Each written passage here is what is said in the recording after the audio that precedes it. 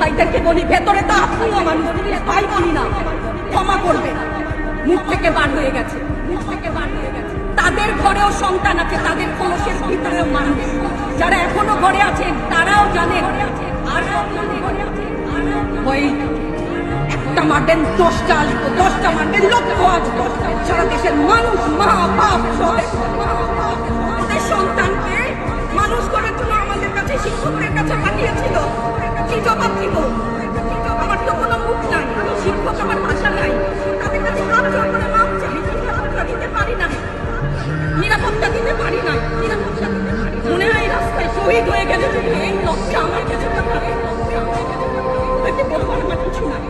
আমি হিজাব করি বলেন আমি হচ্ছে কি জঙ্গি, আরো বলেন না যারা প্রতিবাদ করছে জঙ্গি। হ্যাঁ, 71-এর সময় জঙ্গি এক যদি চেহারা অমর হয়, 24-এর জঙ্গির চেহারা এরকম হবে। দল করলেই কেন দল করে স্বীকৃতি দিতে হবে, দল করলে অধিকারই তো চাচ্ছি, অধিকারী সাধারণ মানুষের অধিকার চাচ্ছি। কেন বারবার আমাদেরকে এই কথাটা শুনতে হয়? এই বিভাজনের সুযোগ তো তারা বাংলা নিয়েছে। পিছু হটবা না, ভয় পাবা না। তোমাদের শিক্ষক আমরা লজ্জা পাই, তোমাদের থেকে শিখেছি।